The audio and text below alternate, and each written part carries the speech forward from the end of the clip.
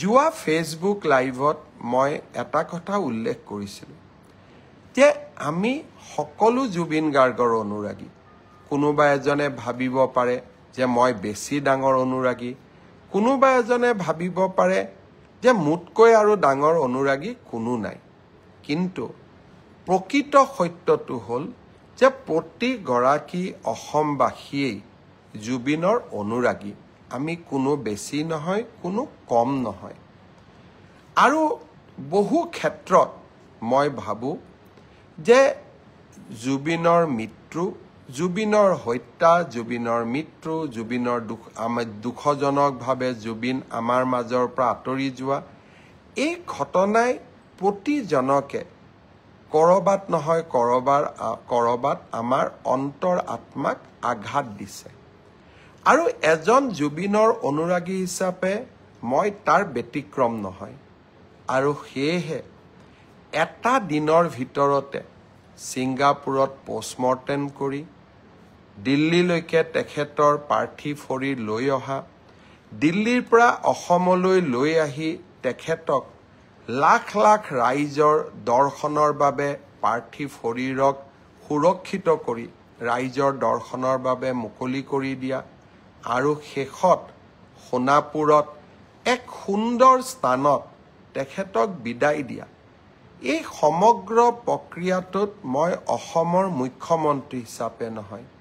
জুবিনৰ এজন অনুৰাগী হিচাপে নিজকে নিয়োগ কৰিছিলোঁ যোৱা ফেচবুক লাইভত মই ৰাইজক প্ৰতিশ্ৰুতি দিছিলোঁ যে জুবিনক ন্যায় দিয়াৰ দায়িত্ব ৰাজ্য চৰকাৰৰ আৰু ৰাজ্য চৰকাৰে সেই দায়িত্ব নিষ্ঠাৰে সৈতে পালন কৰিব আৰু আপোনালোকে দেখিলে ইয়াৰ ভিতৰতে আমি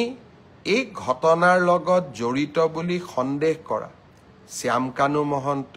সিদ্ধাৰ্থ শৰ্মা শেখৰজ্যোতি ভূঞা অমৃতপ্ৰভা মহন্ত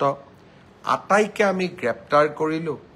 আৰু 14 দিনৰ বাবে পুলিচৰ ৰিমাণ্ড ল'বলৈ সক্ষম হ'ল সাধাৰণতে কোনো ন্যায়ালয়ে 14 দিন পুলিচ ৰিমাণ্ড নিদিয়ে এই ক্ষেত্ৰত আমাৰ প্ৰচেষ্টাই এটা ব্যতিক্ৰমী ৰূপ ল'লে প্ৰথমবাৰৰ বাবে আমি কোনোবা এজন অভিযুক্তৰ বিৰুদ্ধে 14 দিনৰ পুলিচৰ ৰিমাণ্ড ল'বলৈ সক্ষম হৈছোঁ যিসকল অধিবক্তা আছে তেওঁলোকে জানে আদালতে 3 দিন 4 দিন কৰি ৰিমাণ্ড দিয়ে কিন্তু একেলগে আমি 14 দিনৰ ৰিমাণ্ড ল'বলৈ সক্ষম হ'লোঁ এতিয়া আমাৰ অপেক্ষা ছিংগাপুৰত থকা অসমীয়া লোকসকলে যাতে আমাৰ তদন্ত প্ৰক্ৰিয়াত আহি সহযোগিতা কৰে আৰু তেখেতসকলে যদি এই তদন্ত প্ৰক্ৰিয়াত সহযোগ নকৰে আমি তেখেতসকলৰ বিৰুদ্ধেও আমি কঠোৰ হ'ম বহুতৰ প্ৰশ্ন আছিলে যে ছিংগাপুৰত পোষ্টমৰ্টেম হ'ব ৰিপৰ্ট পাম নে নাপাম যোৱাকালি জুবিনৰ পত্নী গৰিমা গাৰ্গৰ হাতত আমি ছিংগাপুৰৰ পোষ্টমৰ্টেম ৰিপৰ্টটো তুলি দিছোঁ গুৱাহাটী মেডিকেল কলেজত হোৱা পোষ্টমৰ্টেমৰ ৰিপৰ্টটো অহাকালি আমি জুবিনৰ পত্নী গৰিমাৰ হাতত তুলি দিম পোষ্টমৰ্টেম ৰিপৰ্টটো গুৱাহাটীৰ পোষ্টমৰ্টেম ৰিপৰ্ট ৰাজহুৱা কৰিব নকৰিব সেই সিদ্ধান্ত আমি গৰিমাৰ ওপৰত এৰি দিম আমি গৰিমাৰ ওচৰত বা গৰিমাৰ হাতত আমি পোষ্টমৰ্টেম ৰিপৰ্ট গতাই দিম আৰু আমি আদালতকো এই পোষ্টমৰ্টেম ৰিপৰ্ট আমি গতাই দিম আপোনালোকক জনাবলৈ পাই মই সুখী হৈছোঁ যে জুবিনক ন্যায় দিয়াৰ ক্ষেত্ৰত আমি আৰু এটা ডাঙৰ কাম কৰিবলৈ সক্ষম হৈছোঁ ন্যায়িক তদন্ত সো সেইটোৱে কথা মানে তেহেতে হয়তো কোনো বিৰোধী দলৰ মানে যেনে কংগ্ৰেছ এজেপি বিজেপি তাৰপিছত সেইবিলাক মানুহে মানে তেহেতৰ ওপৰত হয়তো এতিয়া বদলা ল'ব চাব তো সেইটোও হ'ব পাৰে মানে কি আৰু তেহেতক দুৰ্বল কৰিব বাবে ৰাজনীতিত কিছুমান বহুত সংখ্যক মানুহ সোমাইছে আৰু বা অপজিট চাইডৰ সেইটো কথা মাননীয় ডক্টৰ হিমন্ত বিশ্ব শৰ্মা ছাৰে কৈছে মামাই বুলি কওঁ আমি ছাৰ বুলি কোৱা নাযায় বাৰু তেহেতক যেতিয়া আমাৰ জেনেৰেশ্যন মামাই হয় ন্যায়াধীশ নহয় হাই কোৰ্টত বৰ্তমান ন্যায়াধীশ এজনক নিযুক্তি দিব লাগে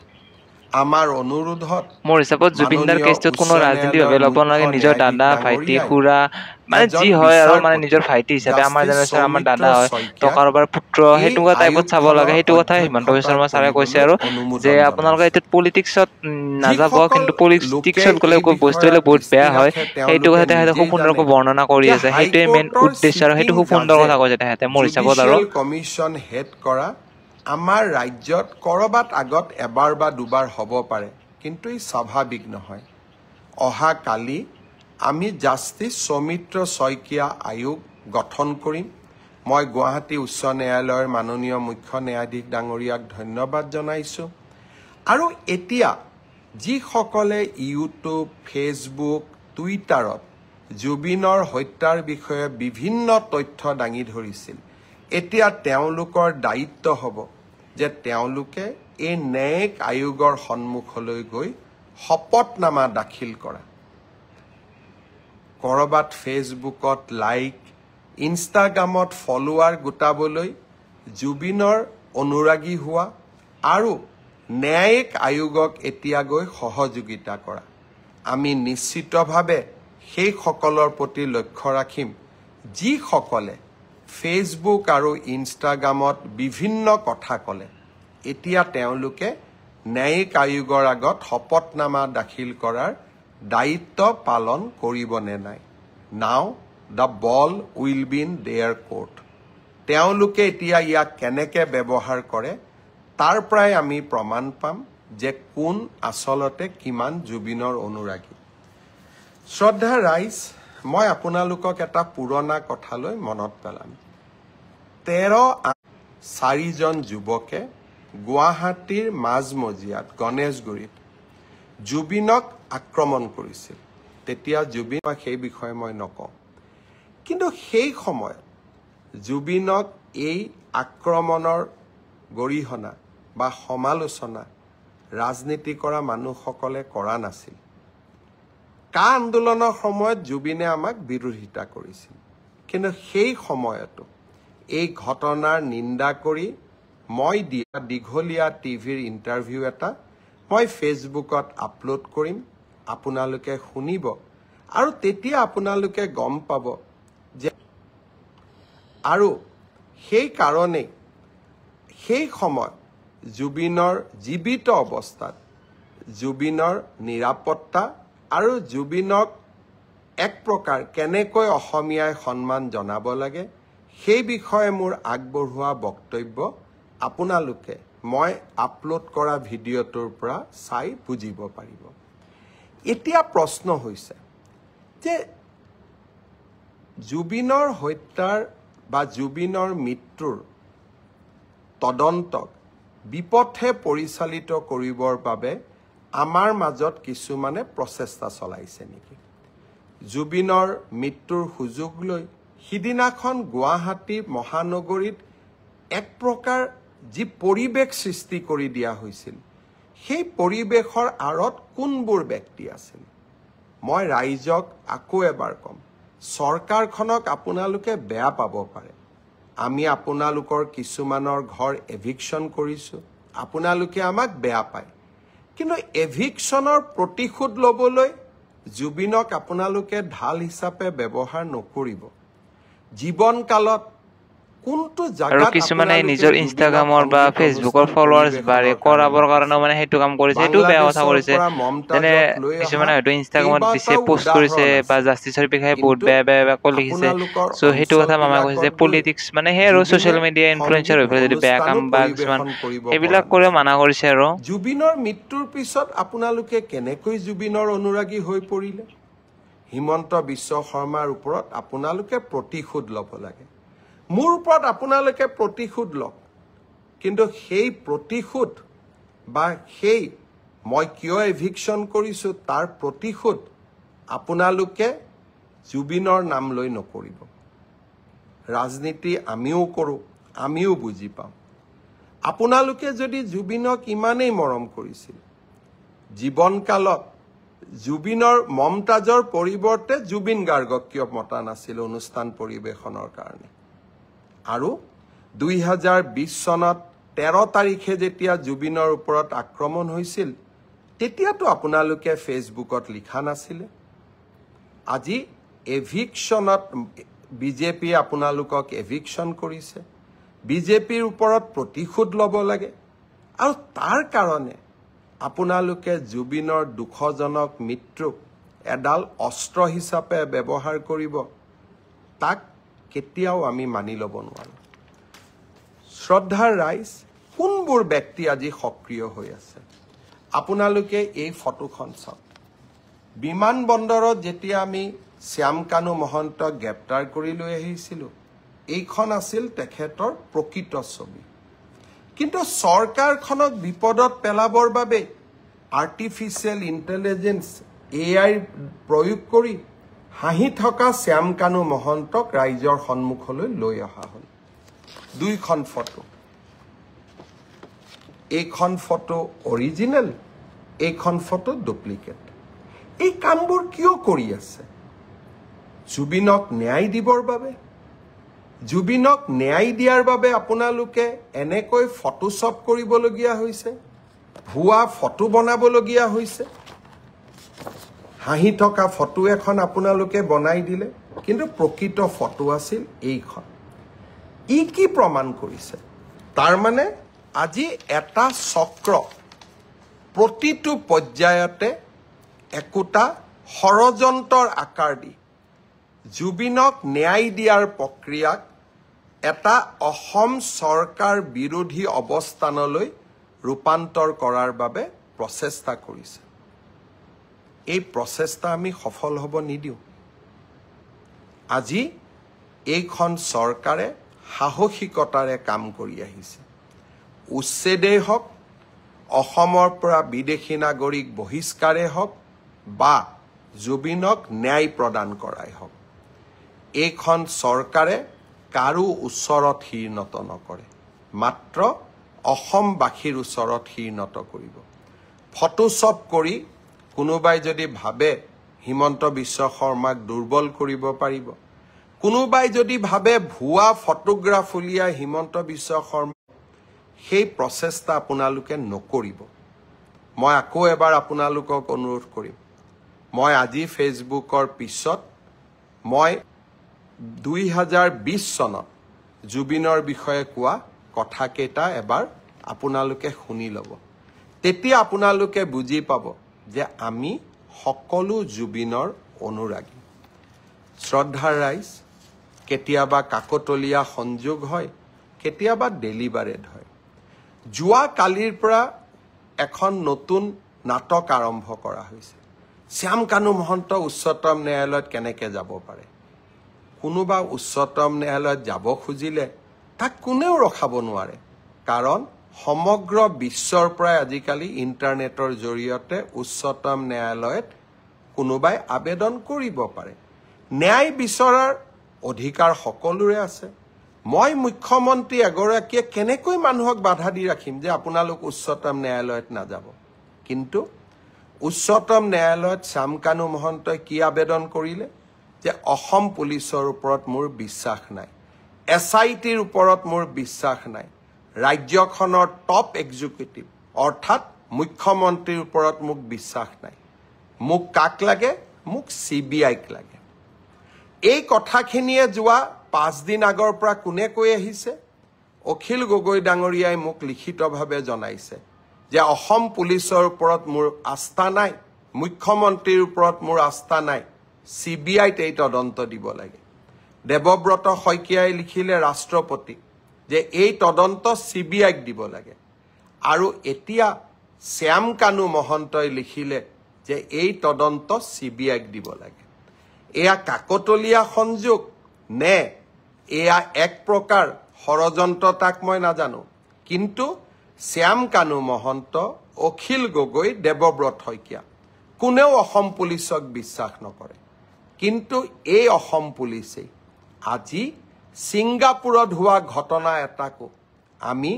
তদন্তৰ আওতালৈ আনি 4 জনকৈ ব্যক্তিক আমি আজি জেলৰ হাজতত ৰাখিবলৈ সক্ষম হৈছো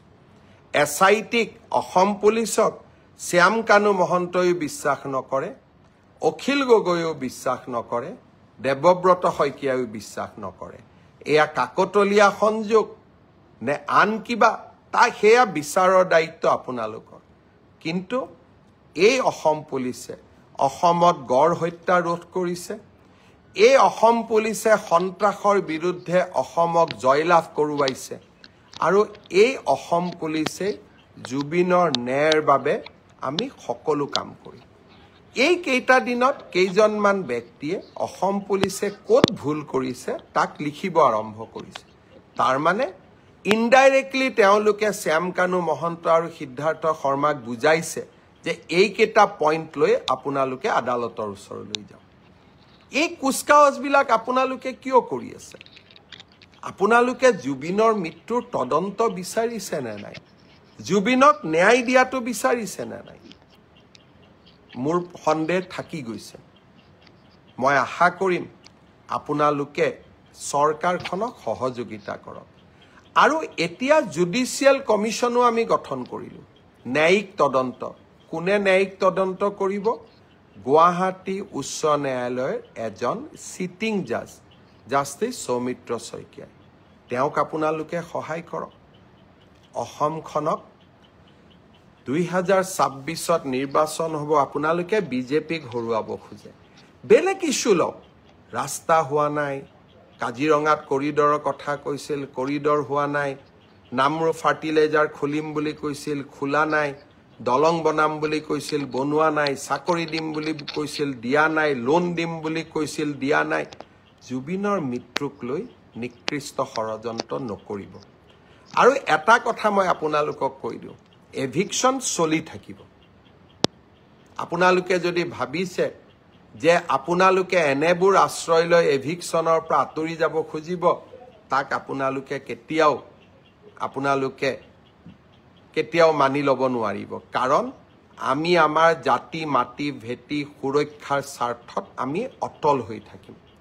আৰু আপোনালোকে মোক কেতিয়াও ডাইভাৰ্ট কৰিব নোৱাৰিব আৰু মই ডাইভাৰ্ট নহওঁ মই জুবিনকো ন্যায় দিম আৰু অসমৰ জাতি মাটি ভেটি ৰক্ষাৰ বাবেও মই অক্লান্ত সংগ্ৰামত নিয়োজিত হৈ থাকিম আপোনালোকক মই প্ৰত্যাহ্বান জনালোঁ চেলেঞ্জ কৰিলোঁ আপোনালোকে আপোনালোকৰ নিকৃষ্ট খেলখন খেলি থাকক অসমবাসী ৰাইজৰ অজস্ৰ আশীৰ্বাদ মোৰ মূৰৰ ওপৰত আছে মা কামাখ্যা মহাপুৰুষ শ্ৰীমন্ত শংকৰদেৱৰ আশীৰ্বাদেৰে আমি অসমখনৰ জাতি মাটি ভেটি ৰক্ষা কৰিম এভিকশন চলি থাকিব বিকাশৰ কৰ্মযজ্ঞ চলি থাকিব আৰু জুবিনক So guys, Dr. Himanta Biswa শৰ্মাই যিটো কথা ক'লে অলৰেডি বহুত ধুনীয়া কথা কৈছে মানে তেহেতে যিটো কথা খুব সুন্দৰকৈ বৰ্ণনা কৰিছে বৰ্তমান তেহেতৰ ৰাজত্ব নিৰূপায় হৈ গৈছে তেহেত মানে কি কৰিব কি নকৰিব মানে ৰাইজৰ এইফালে আন এটা দাবী ছ'চিয়েল মিডিয়াৰ আন এটা দাবী বা ফেচবুক হোৱাটছআপ ইনষ্টাগ্ৰাম বা টুইটাৰ সকলোতে মানে বেলেগ বেলেগ ধৰণৰ কথা উত্থাপন হৈছে এয়াৰ জৰিয়তে হওক বা কিবা বেলেগ কথাৰ জৰিয়তে হওক সেইটো ক'ব বাৰু তেহেতে বিচাৰিছে বাট তেহেতে বৰ্তমান অসমৰ মুখ্যমন্ত্ৰী হিচাপে যিটো কৰিছে প্ৰথম দিনাৰ পৰাই তো তেহেতে ইমান সুন্দৰকৈ লাগি আছে আৰু তেহেতে নিজৰ পৰা যিমানখিনি পাৰে 100% দিছে বাৰু মই নাই দিয়া বুলি নকওঁ কিন্তু তাৰে মাজতে বহুতে থাকে বা এনেকুৱা পোষ্ট কৰা কিবা কৰা সেইটো কি ক'ম আৰু থাকিব সেইটো কিন্তু যিহেতু দাদাৰ মৃত্যুটো আৰু কি কৰিম তেহেত ঘূৰি নাই তথাপিও তেহেতে বহুত চেষ্টা কৰিছে মানে যে জাষ্টিছটো পোৱা তেহেতেও যিহেতু কৈছে অলৰেডি ইয়াৰ আগৰ ভিডিঅ'ত যে যদি মই জাষ্টিছ দিব নোৱাৰোঁ 26ত আপোনালোকে মোক যি কৰে কৰিব তেনেকুৱা টাইপ কথা আৰু আপোনালোকে বৰ্তমান যদি জাষ্টিছ দিব নোৱাৰে তো তেহেতক 26ত আপোনালোকে চাই ল'ব তেহেতে নিজৰ মুখেৰে কৈছে সেই কথা আৰু বৰ্তমান আপোনালোকৰ ধৈৰ্য ধৰিব লগৰ ধৈৰ্য ধৰাৰ উপায় বাহিৰে একো নাই আৰু যেহেতু কৈছে 14 দিন কাষ্টাডিত ল'ব নোৱাৰে আৰু তেহেতে বৰ্তমান 14 দিন লৈছে বা কৰ্টত গ'লে 3 দিন 4 দিন কিবা এনেকুৱা চিষ্টেমত লয় কিন্তু তেহেতে যিটো কৰিছে খুব সুন্দৰে কৰিছে বা সেইটোৱে আৰু শেখৰজ্যোতি মহন্ত আৰু কিবা ছোৱালীজনীৰ নামটো নাজানো একদম 3rd ক্লাছ ছোৱালী সেইজনী তো কেনেকুৱা কথাবিলাক কৈছে তো সেইকাৰণে তাকো মানে এৰেষ্ট কৰা হ'ল আৰু শেখৰজ্যোতি গোস্বামী মানে সেইদিনাখনে যিটো কৈছিলে সেইটো কাৰণে তেহেতকো মানে কি তেহেতক বৰ্তমান কাষ্টাডিত লৈছিল কিন্তু তেহেতকো বৰ্তমান এইটো কি বুলি কয় পুলিচে গ্ৰেপ্তাৰ কৰিলে সিদ্ধাৰ্থ আৰু শ্যামকৰণৰ দৰেকে ঠিক তেনেকুৱা আৰু কথাবিলাক এতিয়া বৰ্তমান CID যিহেতু লাগিছে কামটোত যিহেতু তো কোনোবাই কৈ আছে ফেচবুকত অসমৰ কেছ বোলে অসমত চল্ভ কৰিব নোৱাৰে ছিংগাপুৰৰ কেছ তো তেনেকুৱা আৰু বৰ্তমান চাওঁ কি হয় কি নহয় সময় গতিকে বৰ্তমান ৰখি থাকিব লাগিব যিহেতু সময় গতিশীল এনেকৈ বৰ্তমান ৱেইট কৰি থাকিব লাগিব কাৰণ যিহেতু আমাৰ উপায় নাই হাতত আৰু তেহেতক নৰখাৰ বাহিৰে উপায় নাই কিন্তু সেই কথা আৰু বৰ্তমান আপোনাৰ ৰখি থাকিব লাগিব আমিও সময় সাপেক্ষে বৰ্তমান চাব লাগিব, কাৰণ ক'ত যায় কি হয় সেইটো গম পাই মানে হয়নে নহয়। চ' এইখিনি আৰু বা তেহেঁতেও বৰ্তমান মানে যি হৈ আছে সেইটোক লৈ তেহেঁতো হেপী নহয়, কিন্তু বৰ্তমান চাব লাগিব কোন দিশে কি গতি কৰি আছে। আৰু বৰ্তমান 14 দিন দিছে, মোটামুটি 2 দিন গ'লে আমাৰ হাতৰ পৰা। চ' আপোনাৰ ভিডিঅ'টো চোৱালে 3 দিনো যাব, কিন্তু ঠিক তেনেকুৱা আৰু 14 দিনৰ আপোনালোকে ৱেইট কৰক। ৱেইট কৰাৰ পিছত তো কি কি হয় সকলো গম পোৱা যাব, আৰু তেহেঁতে অলৰেডি কৈছে খুব সুন্দৰকৈ। চ' সেইটোৱে কথা। আৰু বৰ্তমান যিহেতু কিছুমানে ভুৱা বাতৰি প্ৰচাৰ কৰে, সেইটো বেয়া কথা, কাৰণ ভুৱাটো কোনদিন ভুৱা কৰিব নালাগে। আৰু সেয়ে আৰু যিটো হৈ আছে সেইটো বৰ্তমান আপোনালোকে ৱেইট কৰিব লাগিব, কাৰণ ৱেইট কৰা বাহিৰে আমাৰ হাতত বৰ্তমান একোৱে সময় নাই। চ' সেইটোৱে কথা আছে, নিজৰ আপোনালোকে কাম ফ'কাছ কৰক, অকল এইটোত লাগি থাকিলেও নহয়। এইটোৰ মাজেৰে কামৰ মাজেৰে এইটো কামতো আপোনালোকে গুৰুত্ব দিব লাগিব, সেইটো কথাই ডক্টৰ হিমন্ত বিশ্ব শৰ্মা কৈছে। সেইখিনি তেহেঁতে যিটো কৈছে মোৰ হিচাপত বেষ্টে দিছে তেহেঁতেও, কিন্তু তেহেঁতৰ হাততো বৰ্তমান অপশ্যন নাই, কাৰণ এইফালে এটা সেইফালে এটা সেনেকুৱা হৈছে হোৱা কাৰণে তেহেঁতেও বৰ্তমান বিপাঙত পৰিছে। সেইটোৱে কথা। আৰু তো যিহেতু তেহেঁতে কৈছে যদি ৱেইট কৰক আপোনালোকে নিশ্চয় ভাল ফল এটা পাব, সেইটোৱে কথা। আৰু ফেচবুকত মানে যিহেতু সেই কেইদিন এপিছড হিচাপে ভাইৰেল হৈ থকা ছোৱালীজনী আজি বৰ্তমান ফেচবুকৰ পৰা সেইজনী ছোৱালীজনী মানে অমৃতা প্ৰভা নে কিবা নামটো নাজানো, ভুলো হ'ব পাৰে। চ' আই মিন টু চে আপোনালোকে চাই ল'ব, বাট নামটো ফুল হ'ব পাৰে সেইটো গম নাপাওঁ। আৰু কিন্তু সেই ছোৱালীজনীয়ে বোলে ভিডিঅ'বিলাক ভাইৰেল কৰিছিল খণ্ড খণ্ডকৈ, সেইটোও কিমান দূৰ সত্য নাজানো। এতিয়া বৰ্তমান যিহেতু সকলোবিলাক গম পাম লাহে লাহে, তেওঁলোকক পুলিচে গ্ৰেপ্তাৰ কৰিছে। চ' সেইবিলাক যদি হয় তেহেঁতে বহুত বেয়া কাম কৰিছে, সেইটোৱে কথা। কিন্তু তেহেঁতে জানি শুনি এইটো কাম কৰাটো বহুত বেছি মানে পাপ কাম বুলিও ক'ব লাগিব, কাৰণ তেহেঁতে গম পাইছিল, গম পোৱাৰ তেহেঁতে মোৰ হিচাপত একেদিনা সেইটো পুলিচ বা ডক্টৰ হিমন্ত বিশ্ব শৰ্মাক দিব লাগিছিল, নহ'লে গৰিমা শইকীয়াক দিব লাগিছিল। কিন্তু তেহেঁতে থকাৰ পিছত সেইবিলাক খণ্ড এপিছডকে দিয়াটো বহুত বেছি বেয়া হৈছে, কাৰণ যিটো গম পাইছোঁ, গম পোৱা মতে তেহেঁতৰ মোবাইলেৰে সেইটো বস্তু ফোনটো ভিডিঅ' কৰা গৈছিল। যদি তেওঁ যোৱা নাই তেহেঁতৰ মোবাইলটো তাত কেনেকৈ গ'ল, সেইটো ডাঙৰ বহুত ডাঙৰ কুৱেশ্যন আহি গৈছে। চ' কুৱেশ্যনটো এইকাৰণে আহিছে মানে ক'ত কি হৈছে এতিয়া মানে কোনো অসমৰ মানুহ গম পোৱা নাই, ডক্টৰ হিমন্ত বিশ্ব শৰ্মাও গম পোৱা নাই। বৰ্তমান লাহে লাহে সকলোবিলাক গম পাব যিবিলাক হৈ আছে। চ' আপোনালোকে সকলোকে অনুৰোধ জনাইছোঁ, আপোনালোকে খালি 14 দিন ৱেইট কৰক। আৰু 14 দিন ৱেইট কৰাৰ পিছত মানে কি আপোনালোকে গম পাব, কাৰণ এইটো বস্তু এতিয়া কোনো ক'ব নোৱাৰে, ময়ো ক'ব নোৱাৰোঁ, আনেও ক'ব নোৱাৰে। তেহেঁতে ক'লে যে গৰিমা গাঁৱক তেহেঁতে ৰিপৰ্টবিলাক দিছে অলৰেডি। চ' এই চিষ্টেমৰ আৰু আপোনালোকে ৱেইট কৰা, হয়তো গৰিমা বৌ অলৰেডি হয়তো ফেচবুকৰ লাইভ বা কিবা লাইভত ক'ব পাৰে। তেহেঁতেও চাই লওক কেতিয়ালৈ সময় সাপেক্ষে ক'ত কি হয় সেইটোও গম নাপাওঁ। ত' গুড নাইট গাইজ, বাই বাই।